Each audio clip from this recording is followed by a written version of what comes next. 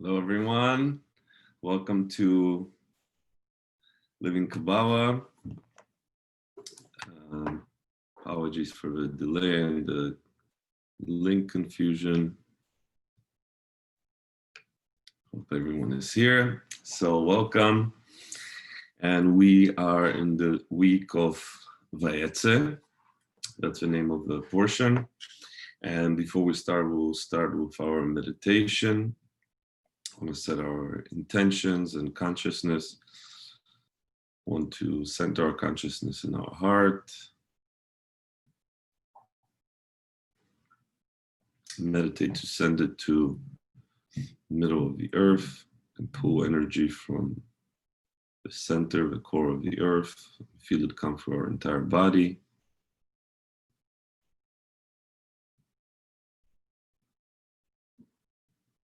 And pop from the top of our head and form a beautiful ball of light. And we want to pretend we're in this ball of light and send it above our body, above the building we're in, and fly faster than the speed of light through the entire universe, going through the edge of the universe, and going through layers of light, to a very bright layer of light, golden layer of light, and then a jello-like substance or thick water.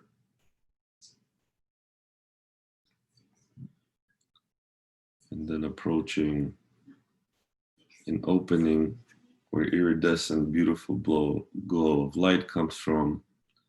I want to pass through this opening and enter the plane of the Creator where just beautiful, tingling, iridescent light. And we want to observe how our ball of light melts and becomes one with this energy. And we want to spend this class and inject energy to receive the consciousness we need, the energy we want, messages that we need for this week, for our life, and to achieve transformation with this class. I want to send light to the whole world, to people in our life.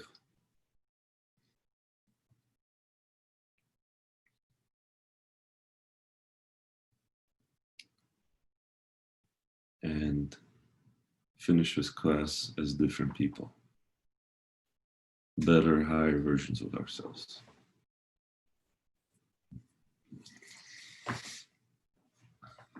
Okay, so this is, we're starting a very interesting 3-week process where we're going to be learning about Jacob the patriarch. This is the beginning, the first part of Genesis. It has the 3 patriarchs, Abraham, Isaac, and Jacob. And each one represents a different attribute, a different consciousness, and also a different column, you can say, or like the right, left, and central columns.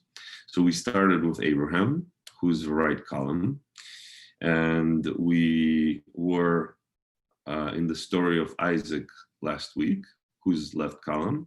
And this week we are coming to Jacob, who is the central column, who's the manifestation of all of Abraham and Isaac together. And it starts with an interesting part where Jacob is running away from his brother Esau, who wants to kill him because he received the blessing that Esau wanted.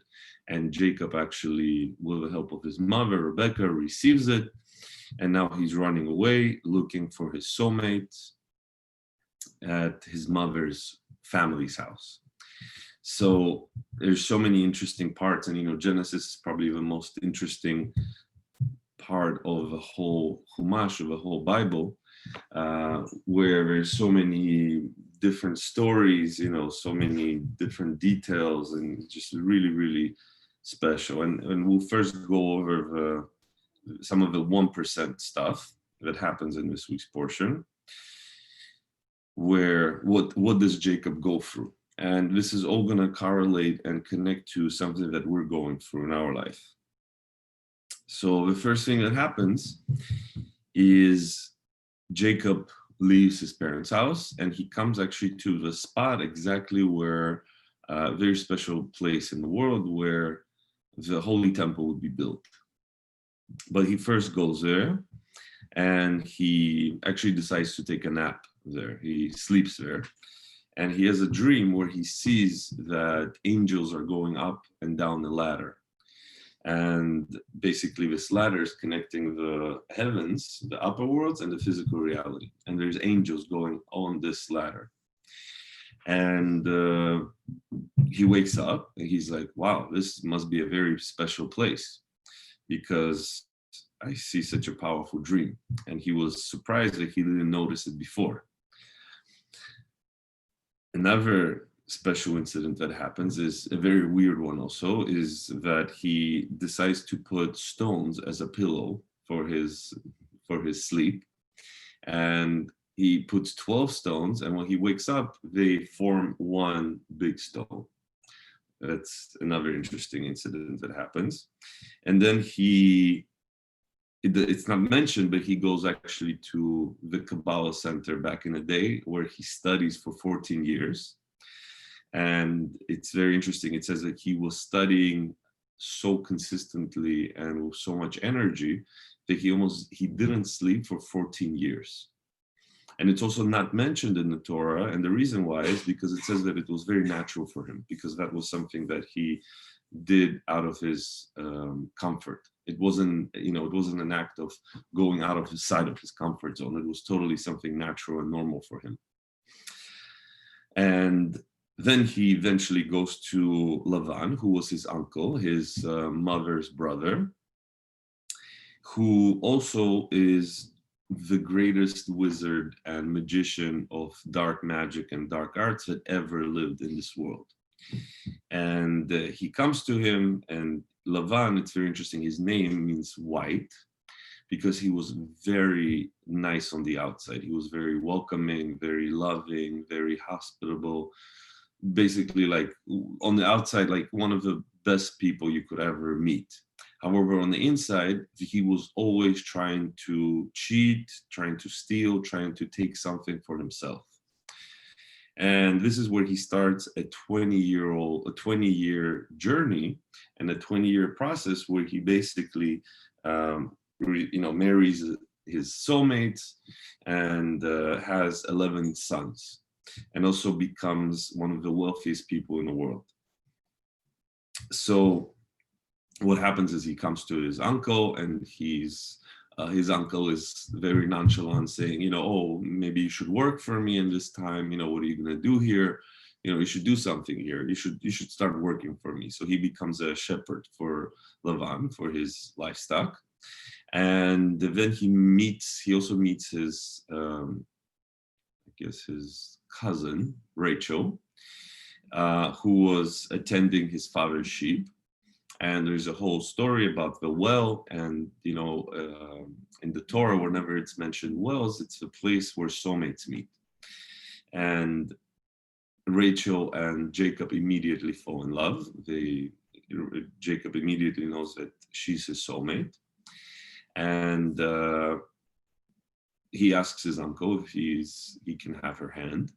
He says, of course, but you should work for me, for her also, it shouldn't be for free. And he's like, maybe let's do a deal that you work for me for 7 years for Rachel.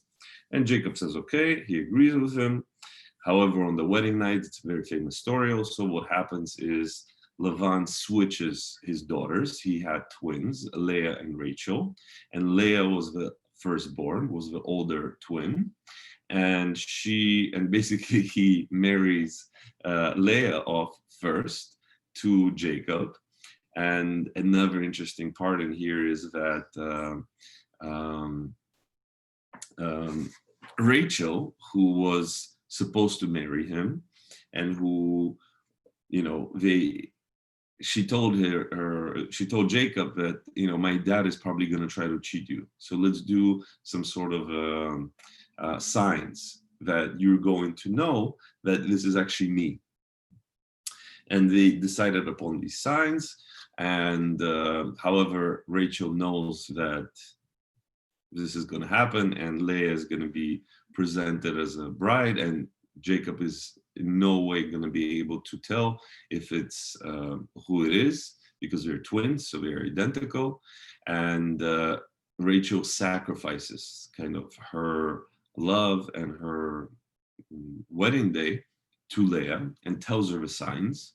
So there was no way for Jacob to tell who it is, if it's Leah or Jacob, if it's Leah or Rachel. And they get married. Obviously, later on, Jacob finds out that this is not Rachel but Leah, and he confronts Lavan, and Lavan says, "Oh, I'm sorry, that's just the custom of our land. I have to marry my older daughter first." Basically, another way to cheat Jacob. And he says, "Okay, I'm not going to argue with you, but I want to marry Rachel as well." And he marries her also, and Lavan also says, "Oh, but she's going to cost you also 7 years, so it's not it's not going to be for free for you."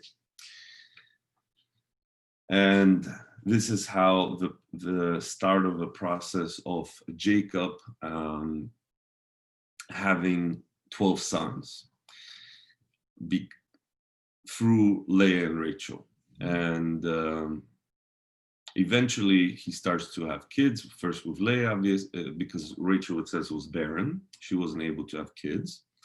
And he has 6 kids with Leah. And also he receives 2 concubines, one for Rachel and one for Leah. They also have kids. And basically all the Leah and the concubines are having kids, but Rachel is unable to. And only at the end of the story, where Rachel is finally gonna get pregnant, and she gives birth to Yosef, one of the most important tribes and one of the most important also patriarchs in the Bible. And that's when Jacob knows that he can leave Lavan, and eventually he starts to leave his uncle. And that's where the portion ends. So it's like the 1% story of the portion. Also, there's a very big section about Jacob having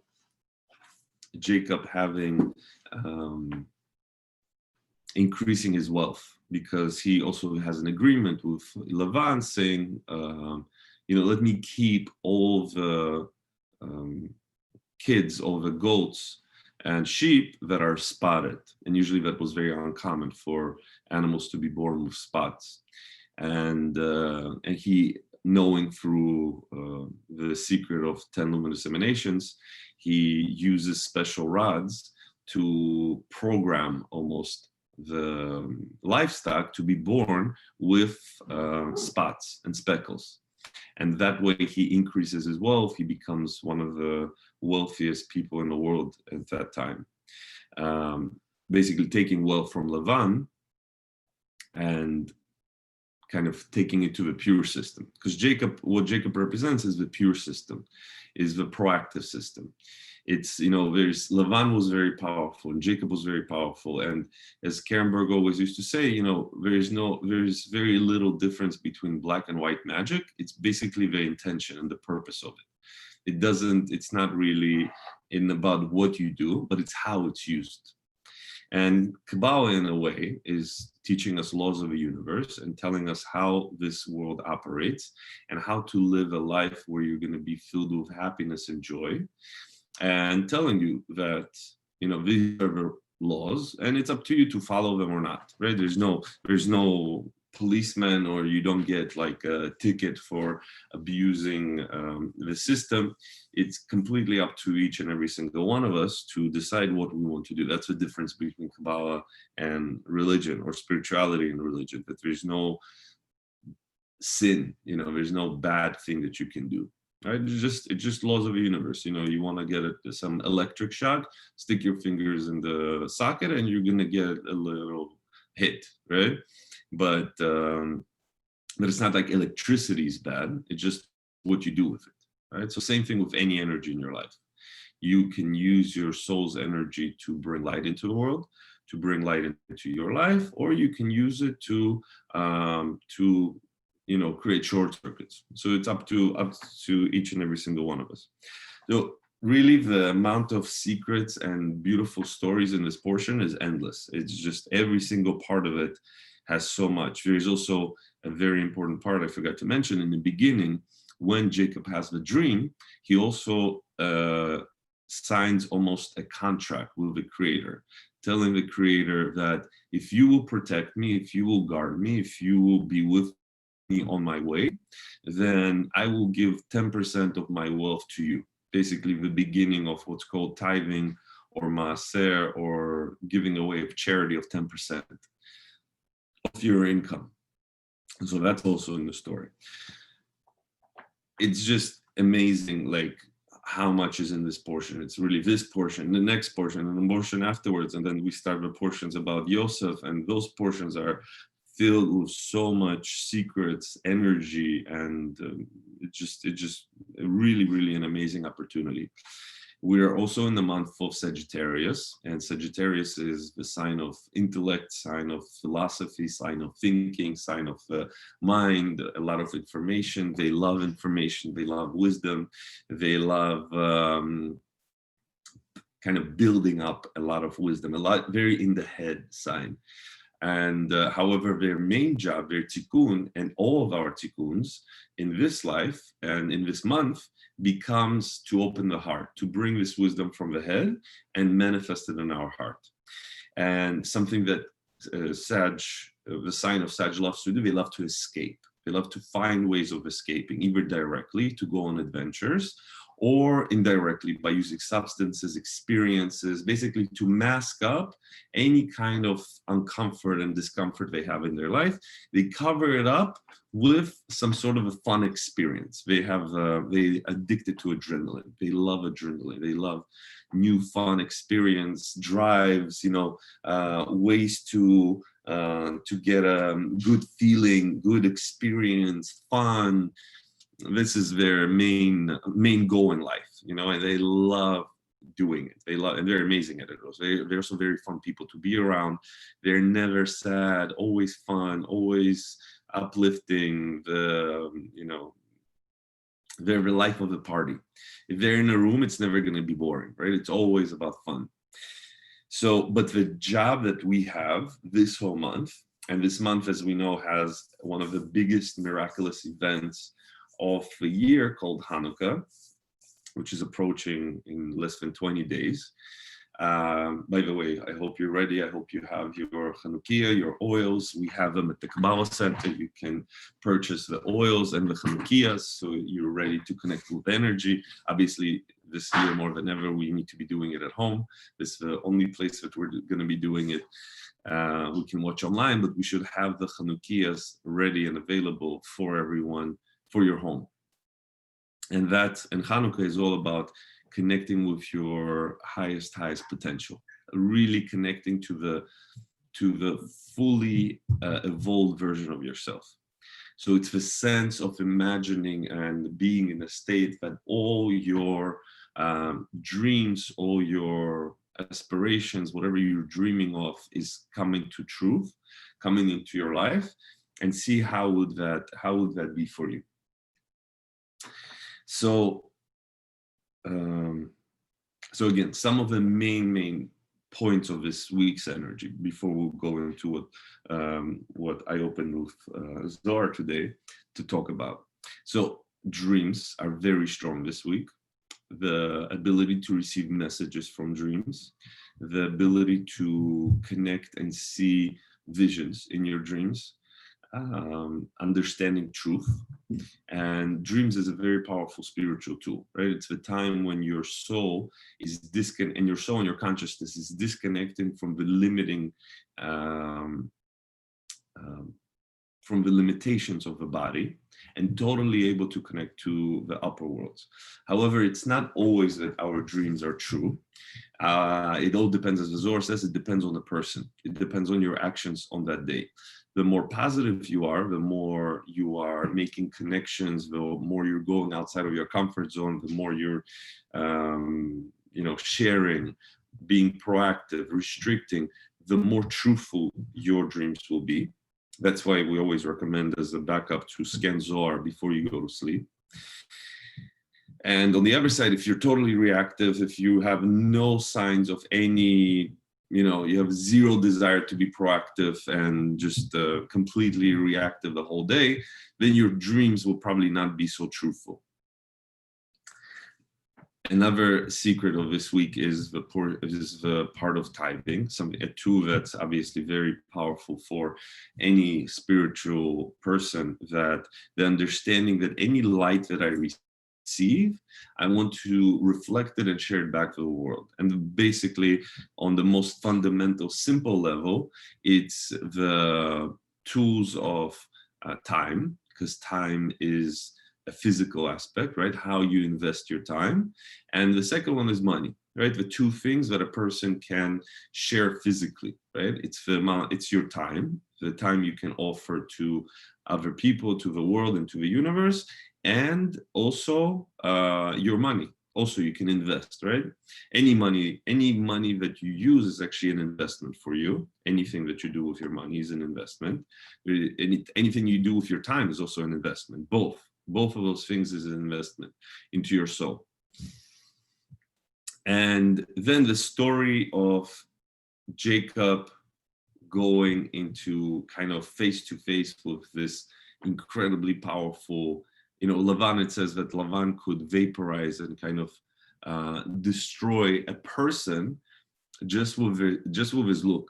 Just with his one look at somebody, he could literally vaporize. People were so afraid of him. He was the ultimate, wizard that ever existed. He basically had the power and ability to cast evil eye spells, control negative angels, this literally destroy people. And he's mentioned in previous stories where the servant of Avram goes to him to get a wife for Isaac. And obviously him and his father tried to poison the servant, of course, and only through help of the angels that Abraham and Eliezer sent were the angels switched the poison from Eliezer to Betuel. And that's the only reason he was able to survive, through those angels.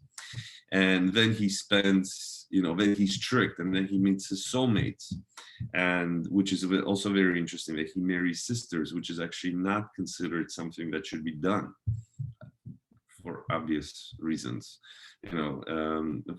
Back in those times, in biblical times, it was okay for a man to have multiple wives, but it was not the best idea, and it's not the best idea to marry two sisters. That's considered a breaking of the law of the universe. However, he does it, and he actually, because of that, he builds a system, and he has the 12 tribes. Now, the 12 tribes are, number 12, we all know, is not a simple number. The reason is because it's connected to the 12 signs of the zodiac, the 12 houses in astrology. And the reason why he knew he had to have 12 sons is because that's the way how he was able to construct a system for humanity and for all the souls that need to go through this evolution to evolve and go above the influence of the zodiac. So it's another energy of this week, right? It's just, this week is just, really like filled with secrets, filled with different special parts. It's also the sign of the zodiac, Sagittarius. It's such a powerful sign that's why it's all happening in this week, right? It's a very positive sign, very positive month. A lot of transformation, a lot of connection to your potential. So, and then the end, when he runs away he basically escapes from Lavan, because he knew if he's going to tell Lavan that he's leaving, he's not going to be able to escape, and he's going to be caught in in the witchcraft, and he's going to do something, like he's going to say that the sons belong to him, the daughters belong to him, and he can't just take them away from him. So, but let's go into the Zohar. Let's see what energetically we are able to. By the way, I'm opening also the floor to everyone. If somebody has a particular question, what's happening this week, what you're going through, and you want assistance and you want to share, it's a beautiful experience now, beautiful time for everyone to be open, to share, etc. Because also this month, what you want to do is you want to work on your vulnerability, your openness, your open-heartedness, and not be so imprisoned by the negative, by the opponent, by being afraid of it or embarrassed or shy, etc. So being head-on, kind of being open about it, like expressing what difficulties you have, expressing what's happening inside of you, what emotions you're going through, to detach yourself from your emotions, right? So Sag doesn't like emotions. It's not an emotional sign. It's a very logical, programmatic, very optimistic. It's the sign that always sees the cup is half full, always, for Sag. Doesn't matter what. The cup is always half full. So it's the good side of it. That's what we want to receive, this optimism, this like easygoingness, this fiery adventureness, this we want. But we don't want the isolation, the ignorance of emotions. That's what we don't want. Because Sag, once they start feeling something that they don't particularly love, something that is a little bit uncomfortable on an emotional level, they immediately try to find an escape. Immediately. I don't like this emotion. I don't like how this feels. I'm not going to deal with this. Boom, let's go. Let's look for a way out. Let's look for a way to feel good again. How can we feel good again? They love feeling good. The adrenaline, the feeling good, the feeling excited, the fun. Let's have more fun. Let's more fun. So they are not the sign that goes face to face with their emotions. And it's not going to be even like a natural thing for us. If you feel slightly emotional, you find a way of how to just feel good in this month. But you don't want to do that, because actually emotions are not necessarily, they don't govern us. They are not true, but they are telling you what you should work on. So it's very interesting. It's the whole idea of one of the most important ideas of the wisdom of Kabbalah is called mati velo mati, meaning here and not here, which means the creator is here, is right here with me and with you, just as he was in the endless, and at the same time he's not here, right? So it's mati velo mati, a little bit of a contradiction. That's a fundamental, actually, principle of wisdom of Kabbalah and spirituality also, because you know that there's a higher power, but did you see in physical reality face to face with the creator? Probably not. Right? But that's the test that we are all meant to go through in this world. Is you don't see it face to face. However, you know that it's true. You know that it's real. It's something that requires a lot of practice, that gives you this ability to connect to the light. The restriction, right? That's the most powerful tool. Once you restrict, you're detaching from the experience, and you understand that, even though I'm feeling this, I'm experiencing this, I'm, going through this experience right now, it's not necessarily true. There is something else to it. There's deeper truth to it.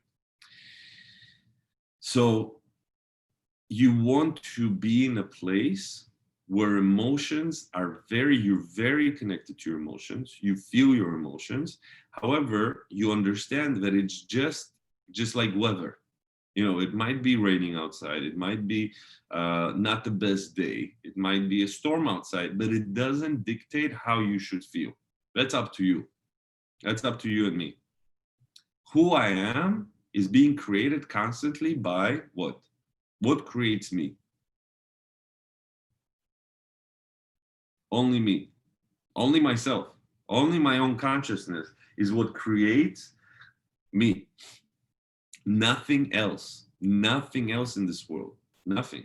We allow other people, we allow society, we allow opinions of our family members, of our people around us to form and tell you who you are, right? But it's your permission that's given from you to them that allows them to control who you are.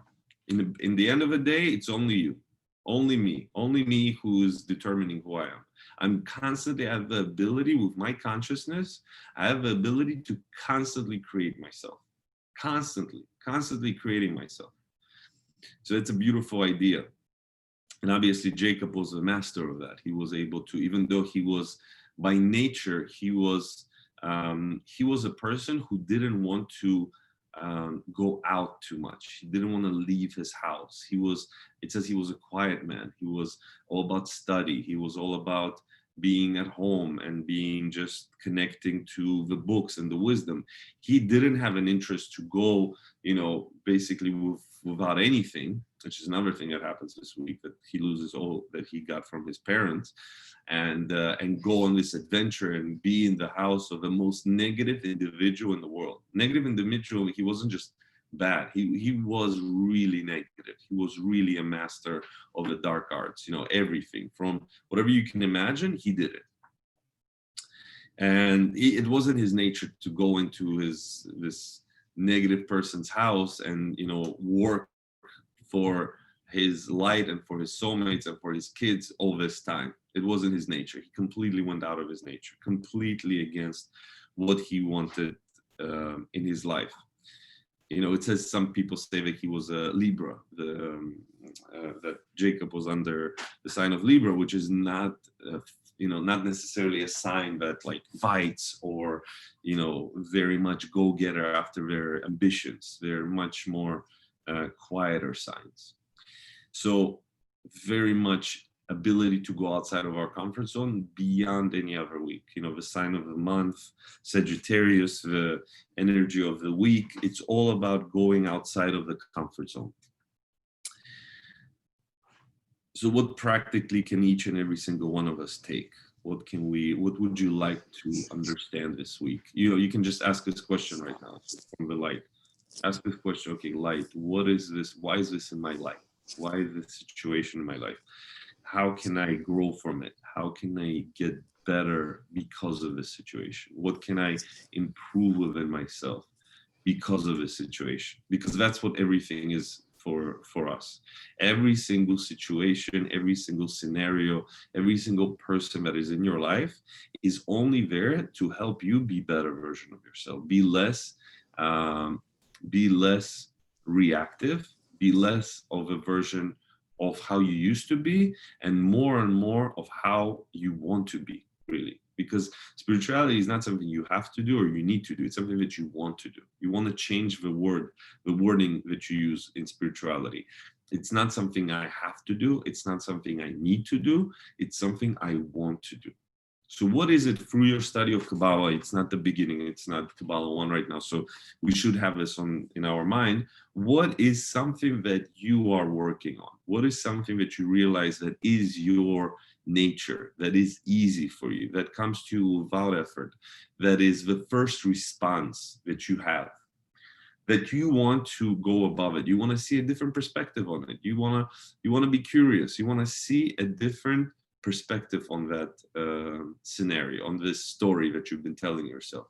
You want to see it differently. You want to build your curiosity. You want to come from the box setting of how it is, and this is how it is, and this is what it is, and you want to receive a higher perspective on it. You want to go above it, and you want to see, okay, so what's the big picture part of this? What if I was the creator? What if I connect directly to creator's perspective on this scenario? How do I see it? How does it serve me? How does it help me? How does it help me elevate? How does it help me rise to my next level? How does it help me become the person I'm meant to be?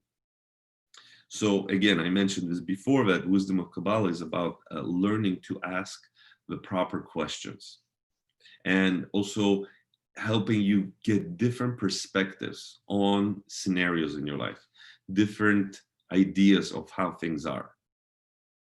So it's not necessarily that the answers are in you. The answers that you need, the power that you need, everything is within you. It's already in you. There's nothing new that you need to receive, almost. But what you do need to do is be in the right mindset. Be in the right mindset that you understand that you have the answers, that you have the abilities, that you have the connection that you need, that you have all those things. It's not something, it's not about getting answers from other people, but really connecting with you to what you feel. And that's another thing that Sag doesn't necessarily use. They're very intuitive. They're very, because of so much wisdom, they are very intuitive signs, but they don't listen to their intuition. They prefer to run, take off, hide from the experience. Like Julia once said, it's labeled them in a great way, escape artists. They love finding a way to escape. So instead of going deep, what does going deep mean? It's going deep into your conscious and your subconscious and finding out the reason why you have certain things in your life. And then when you get there, you can change it, you can transform it, you can make a decision. Is this how I want to spend the rest of my life? Or do I want to have a different emotional reaction to this? Do I want to control how I react to this experience? For example, take an experience that happened to you recently and that you didn't love, that you didn't like the experience. It wasn't a pleasant experience for you. Whatever it is, you received the news, you saw someone said something to you, whatever it is, million different ways where everyone has a different story. So everyone has a different experience, but you didn't like that experience necessarily. So your emotional response was not something that you would typically like. And what do? You react, right? You let this situation control how you feel. So we want to come to a place where, interesting. You want to first, it's an interesting perspective that I don't like this. That's an interesting perspective. Okay, so look at it this way, that it's an interesting perspective. Okay? That means, first of all, you're saying first is that it's a perspective, which is what it is. Your view of the situation is just one perspective. There's very, very many different perspectives to each and every single situation. That's why innovation and inventions come, right? Is because people were looking at one way and then they're saying there must be a better way. There must be a different perspective. That's how we had, from the invention of the wheel to the invention of the iPhone and the smartphones. That's what happened, that people were like, there must be a better way. So evolution, physical and spiritual, happens when you're open to understanding that there is a different way how this can be done. Now, spiritual is obviously much more important. It's the way that it really affects your life. The fact that we have a smartphone or not does not influence your happiness. It never will. It's just a tool that you can use that can help, but it doesn't change your life. Nothing in the physical really can be that strong. So we want to go back to that time when we experienced this discomfort, this reaction, where we felt less, where we felt humiliated, where we felt not taken care of or respected, etc. Whatever it is that you might have felt. You want to go back there and say, it's an interesting perspective. Okay. But you know what? I choose how I feel. I choose who I am. I choose. Only me, no one else. No one else can, no one else will, no one else. It's literally impossible. The only person that can determine who you are, what you are, and how you feel is you. So we want to go back in that time and also ask, so what's the worst thing about that? What really made you uncomfortable in that situation? For example, Rachel and Leah. In this week's portion, Rachel, she was, as far as we know, she was probably a Scorpio, which is one of the most difficult signs for women to be born under, because it's very much connected. The natural tendencies of a Scorpio are very women-like. They love to control, they love to possess, they love to control, manipulate, be in the hand of things, Right, Diana, you're not Scorpio. You're evolved. So, but obviously the evolved Scorpios are very different. But natural, very reactive Scorpio, that's what they do. And Rachel was born a Scorpio. And what does she do when she finds out that her sister is going to be married to her beloved husband that she wanted to marry instead? She doesn't go and try to make her sister embarrassed. She doesn't not tell her the secret signs that her and Jacob developed. She doesn't do anything. She goes completely against that. She says, you know what? Even though I feel the lack, even though I feel the emptiness, I feel the jealousy, I feel the anger, whatever it is, she took a deep breath and she said, you know what? I'm going to go against it. I'm going to go against it and completely do the opposite. And I'm going to go and literally share her husband, right? She literally shared her husband with her sister. There's so many stories in here. It's just incredible. The side story that actually Leah was supposed to be wed to Esau. And it says Leah means weary-eyed, because it says that she was crying so much, she was praying to the Creator that she doesn't have to marry Esau. And the reason why she married Jacob first is because she prayed to marry Jacob instead. That's another side story. But back to Rachel. She didn't fall into her reactivity. She went to the total opposite. She went, you know what? I'm going to be totally proactive. I'm going to not just be proactive. I'm not just going to change my perspective. I'm not just going to look at the situation differently, but I'm actually going to go out of my comfort zone, go out of my way to make sure that this happens. I'm going to go out my comfort zone and make sure that this wedding happens. Can you imagine? Total opposite to her reaction. Her natural tendency would obviously be, any normal person or woman, right, would be, wow, this is just not okay, right? My dad is that bad, he's that evil, that he's marrying my twin sister to my soulmate instead of me. So obviously that's a huge form of restriction, a huge form of going outside of your comfort zone. But in order to do that, you need to be very present.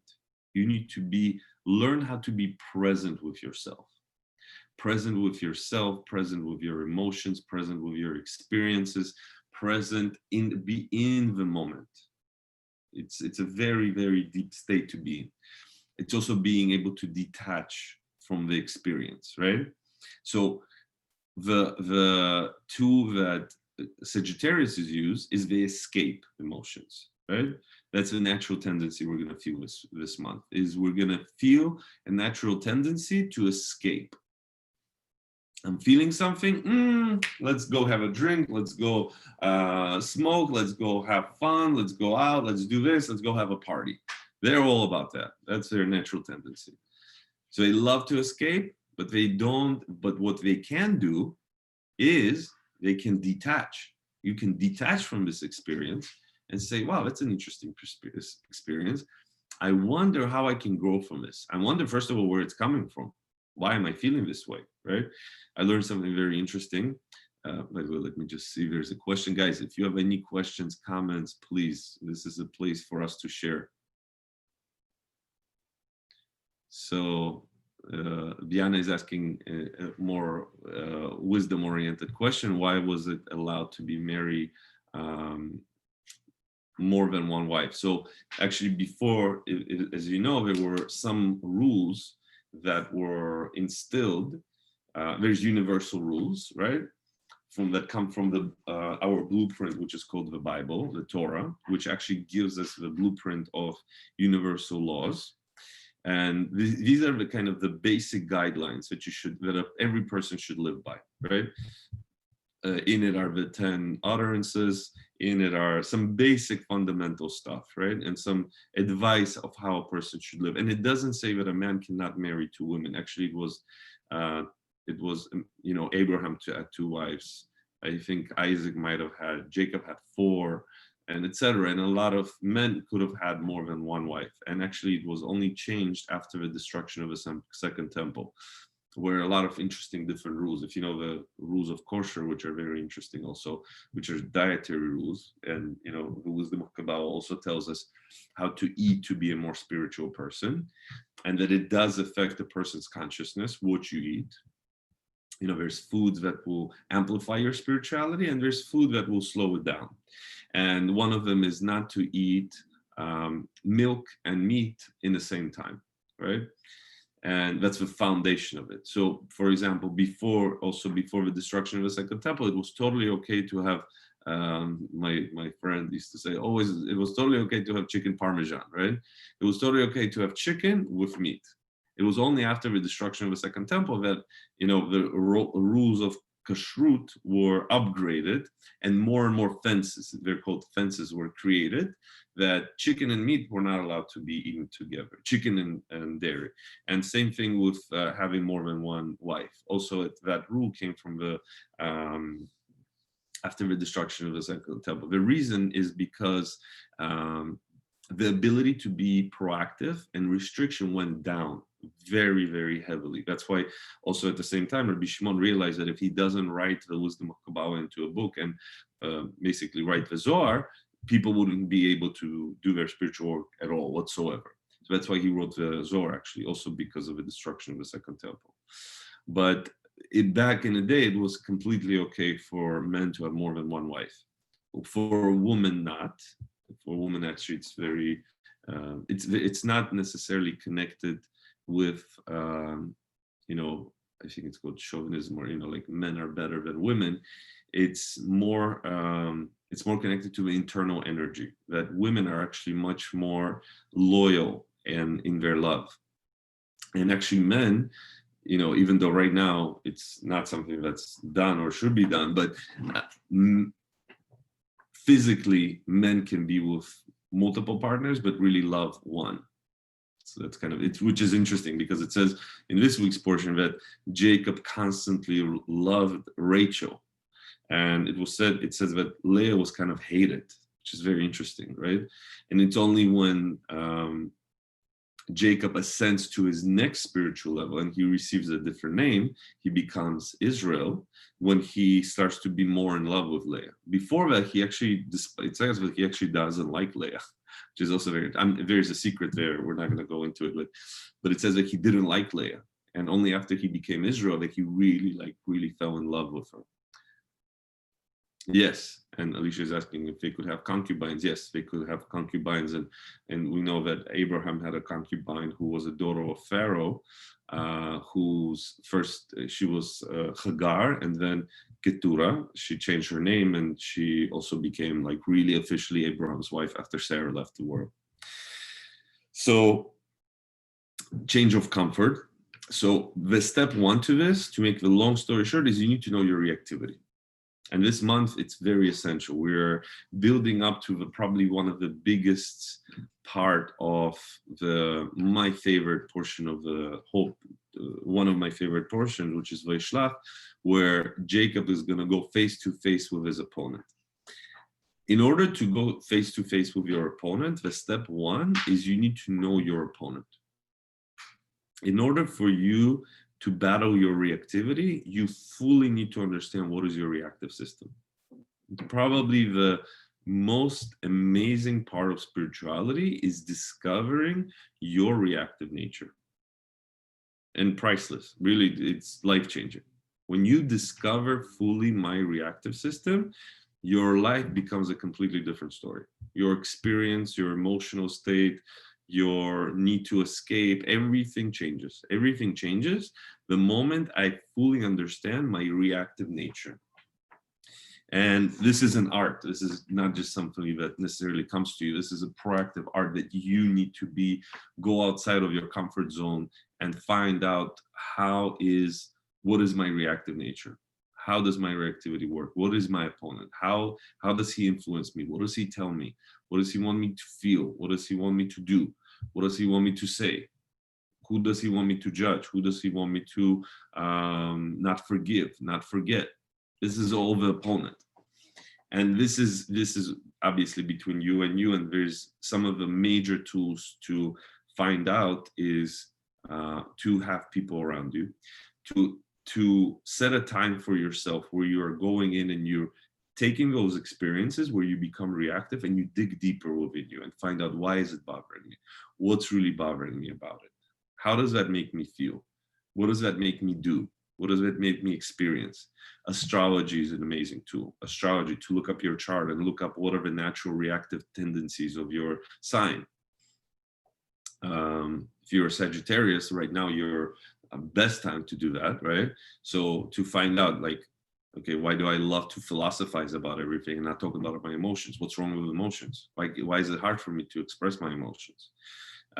If you are a Cancer, why am I so emotional? And why am I allowing my emotions to dictate and control how I feel? Right? That's another part. If you're an Aries, then you have very little proactivity or fuse. You have no fuse, basically, right? Everything just makes you upset. Everything. You're constantly in a state of reaction, right? Etc. Teacher, talking to a teacher, talking to a teacher, talking to somebody who's going to be able to talk to you through the experience and guide you and help you find your reactive nature, your reactive limiting beliefs, basically. It's all beliefs. You are like, imagine yourself like a computer that's running different programs, and you want to find out the bugs, the reactive programs that you want to extract, take away, instead replaced by a good program that's going to bring good to your life.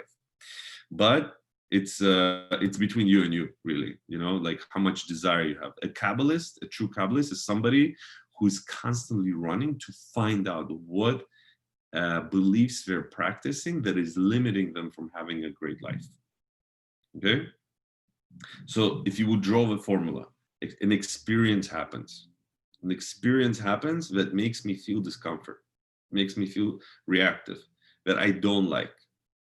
I take that experience and understand there's a different perspective. There's a different perspective. Step one, detach from the experience. And then if you really want light, you go deeper in it and you start asking yourself, why is it bothering me? How could this serve me? If I was looking at this as a movie, for example, it's a great way to do it. If this was a movie that I'm just watching on the television, how could I assist the character? What would I tell the character? What would I tell the main character, who is you, obviously, to act different, to be happier, to be more content, to be more forgiving, to be more at peace? What would I tell them to do? Okay? But exploration of your reactive system is also the theme of this whole month, because we're going to go into the next week's portion, which is the peak of when a human being fought his opponent face to face, right? He fought with Satan, literally with the angelic force, face to face, not just, in theory and not just like pretending, but like literally face to face. So next week is going to be peaking at that, but we're all getting ready for that.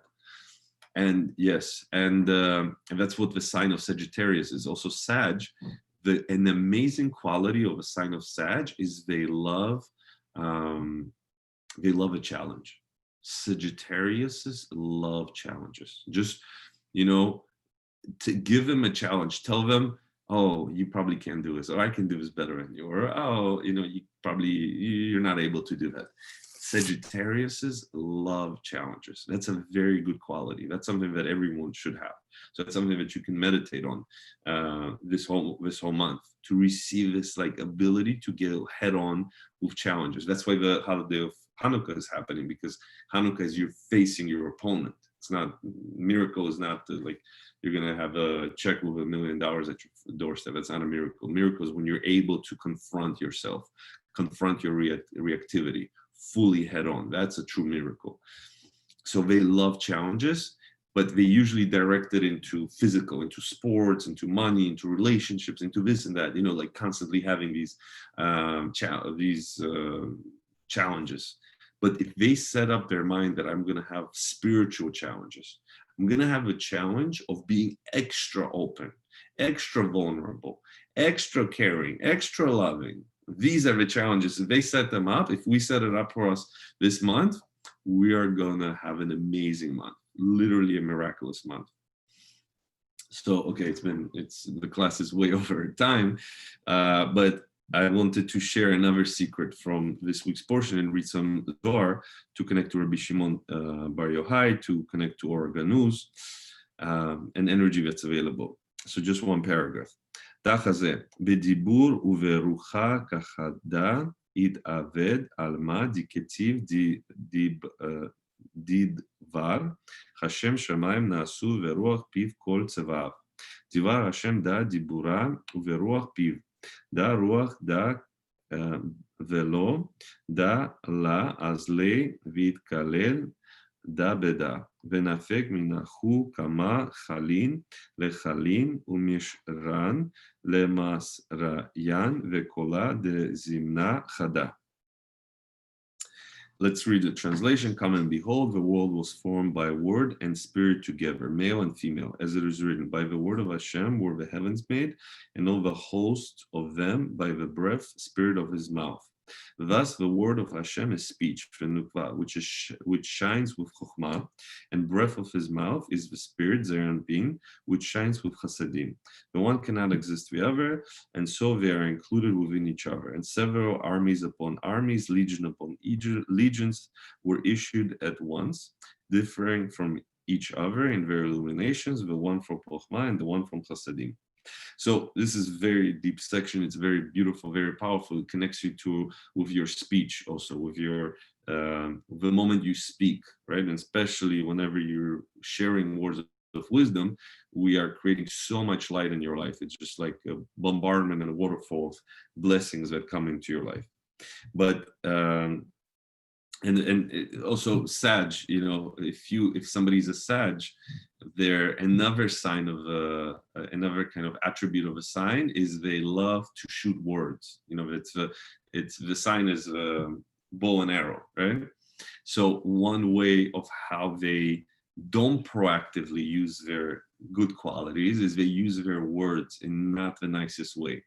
So, by the way, if you know your chart, and if somebody has a Sagittarius rising, it's the most piercing rising. It's the rising that with their words, they can literally destroy people. They can say very hurtful things. And at the same time, on the opposite, they can say very uplifting and very optimistic and very encouraging things. So it's the 2-in-1.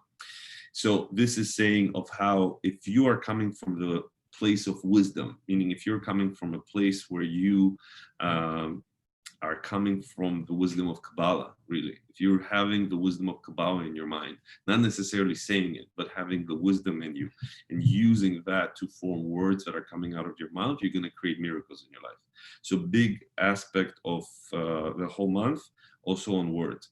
And another thing I wanted to share, there's so many secrets, it's unbelievable. But Rachel was unable to have kids. So she actually used a certain root. It's called mandrakes. I'm not sure if we know exactly what they are. They're supposed to look like almost human-like root that grows in the ground. And she actually asked one of Leah's sons, Shimon found them, or Reuven, I'm not sure. And but anyway, one of Leah's sons found them and brings it to her mom. And Rachel kind of pleads her and tells her, can you please give me these roots because I can't have kids and this might help me. So Leah performs another act of sharing for Rachel. She goes outside of her comfort zone and she lets her have these roots. Not only that, Leah is pregnant and she's supposed to have 7 sons. However, she prays to the Creator to give her a girl and that the boy goes to Rachel, that the Rachel can have at least 2 boys. So there's so much self-sacrifice in this week's portion, so much about prayers, and really, like, you can make a movie from this portion like no other movie in Hollywood. Like, really incredible story of love, war, magic, etc. But the thing we want to take away for us is the fight against our reactivity, to understand that it shouldn't be something that limits you. It shouldn't be something that determines who you are. Create who you are on a constant daily basis. And if something is really taking you out of your comfort zone and really putting you in a reactive state, don't escape it, don't run it, go deep into it and find out where is it coming from. Where's the idea that that I need to react, that this is upsetting coming to me from? Who taught this to me? Who told me that this is something that shouldn't be happening in the world? Who taught me this? Where did I learn this? And how can I instead change it? Okay. So again, really, really an amazing month to look at yourself in the mirror in a spiritual way. Okay, not necessarily in a physical way, but in a spiritual way, to look at yourself in the mirror, journal, write it out. Write out your qualities, but you know that this is your reactive nature. Separate yourself from it. Don't say that this is who you are. This is just one perspective that you have. You're actually, and write maybe on the next column also, write the opposite qualities of that. Okay, so you can have the enemy and the weapon against it. Okay, all right, everyone. Thank you for joining. Love having everyone here. It's really an amazing experience. So if you want to take off your unmute yourself and put your cameras on, we can wave each other bye.